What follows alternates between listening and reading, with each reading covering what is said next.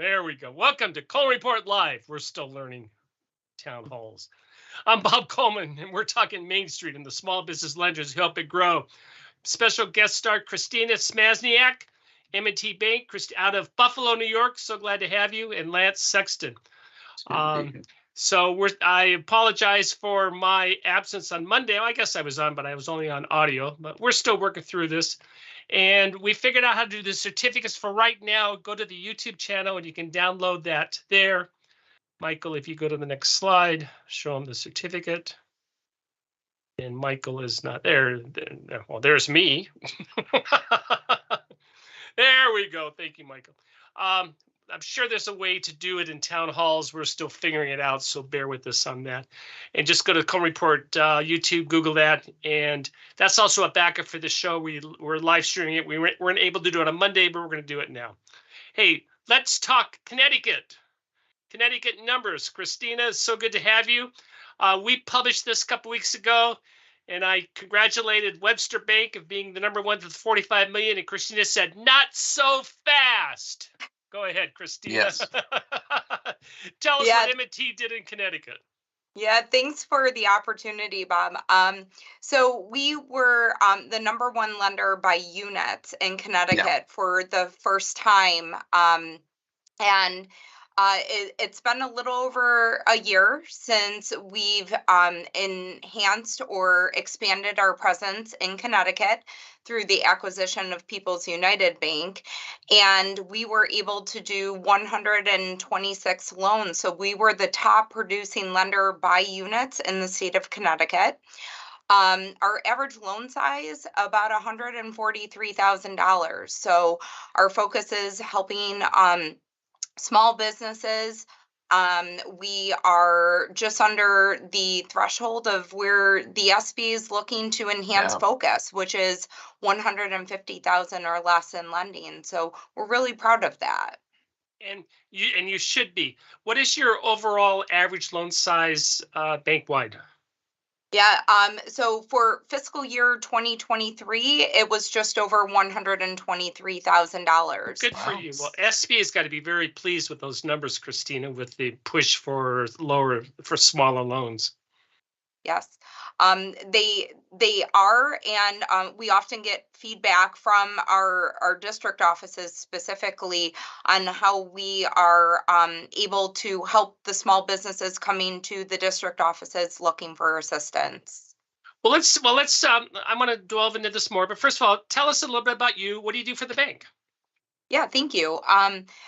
So my title is I am the Director of Government Lending here at M&T Bank. I have been doing SBA lending for 9 of my 20 years with the organization. So my responsibility includes oversight of our 7A program.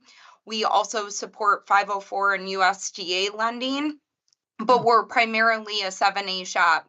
So we have a delegated authority from the U.S. Small Business Administration. So I manage that relationship. In addition, my teams include origination, servicing, reporting, accounting, the remnants of PPP, and a quality assurance team. I love the remnants. Sorry, you had to say that second to the last one, Lance. Yeah. The other day, you know how Facebook comes up with memories. Apparently, I pocket posted 13 years ago, PPPP. And I just wonder if that was a sign of what I was going to live through over the last 3 years. I love it. Christina, give me the overall numbers for the bank. Where does the bank rank? And obviously, you're going to be very high in units, but where do you rank nationwide? Yeah, so nationwide in units, we were number 6 nationally. Congratulations. So we did 1,822 approvals for $224.2 million. And we've already talked about the average loan size at 123,000. Footprint? Footprint, 12 states ranging from Maine to Virginia. So we're primarily only in the Northeast. Very good. Well, I want to know more about what is your strategy. I love talking that. You're a smaller loan institution, so tell me what your strategy is for going after those loans and how you manage that portfolio. Yeah, we leverage our branch presence across our footprint. So across our footprint, we have approximately 1,000 branches, and we leverage that connection within the community to identify small business relationships that that want help either growing, expanding, or starting their business. And we've been a top 10 SBA lender nationally for 15 consecutive years. So we've Wow. certainly earned the right to win their business. For the smaller loans, are they unsecured loans? Tell me a little bit more on how you structure them in any particular type of industry that you are focusing on. So what's really nice about our tenure being an SBA lender is we do SBA loans regardless of use of proceeds. So we don't limit ourselves to working capital. We also do equipment, leasehold improvements, debt refinance, commercial real Good. estate, startups, business acquisitions, etc., of all sizes. So we don't limit ourselves there. And that helps us be more present on our customers' needs. From the question of secured or unsecured, it depends on the use of proceeds. It depends on whether or not there's collateral that makes sense to take, or if it aligns with our conventional policy to do it unsecured. Well, congratulations. Those are good numbers. And SBA, there's a wide lance. This is for you. There's a wide array of products out there that lenders can focus, whether it's cap line, export, real estate, the larger transactions. M&T's done a great job in this market, Lance. Well, and you mentioned something. I'd love to hear a lender that's touching all types of SBA lending, because it's really common for SBA participant lenders to find a niche and just get inside that niche and stay there.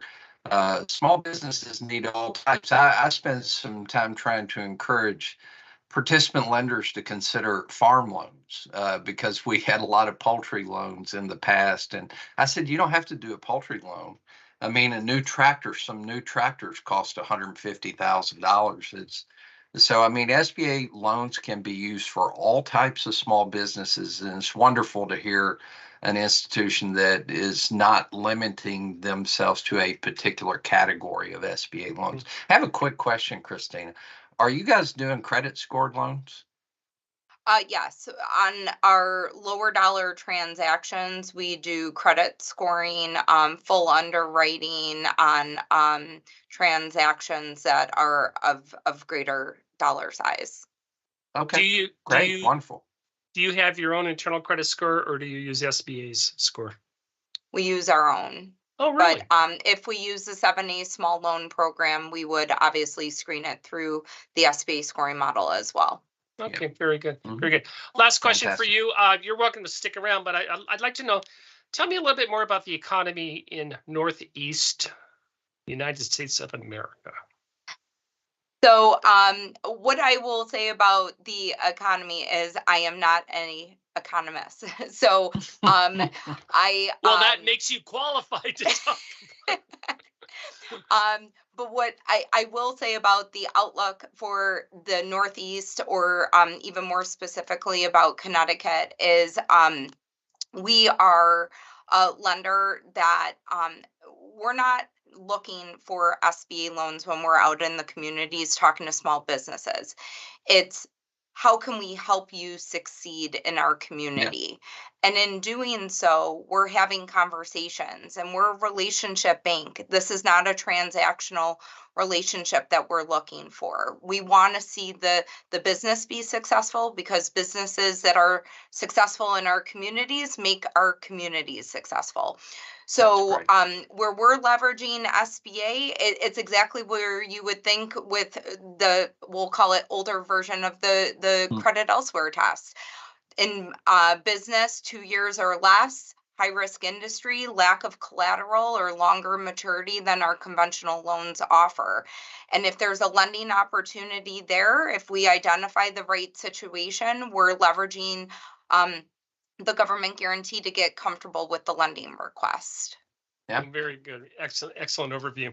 Well, thank you very much for sharing, excuse me, what M&T is doing. And as I said, you're welcome to stick around.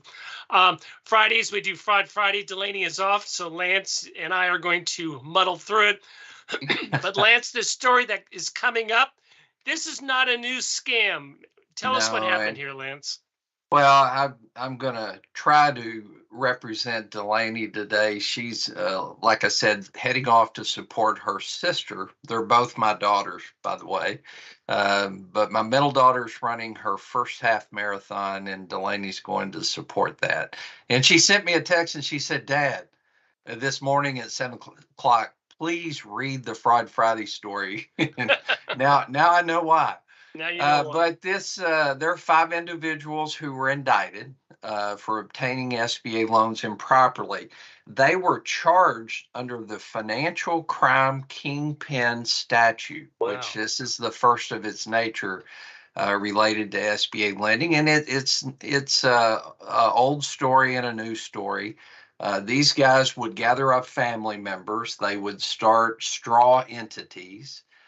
They would buy a hotel, turn around and flip that hotel to another entity that had some family members involved.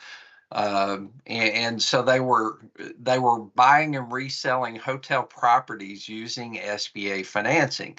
And there's an affiliation issue with what they were doing, because that's the problem. They were hiding the knowledge of who the owners of the entities were. Thus, I assume SBA had well over the $5 million cap in SBA lending involved in this. They got about $35 million in total in SBA loans.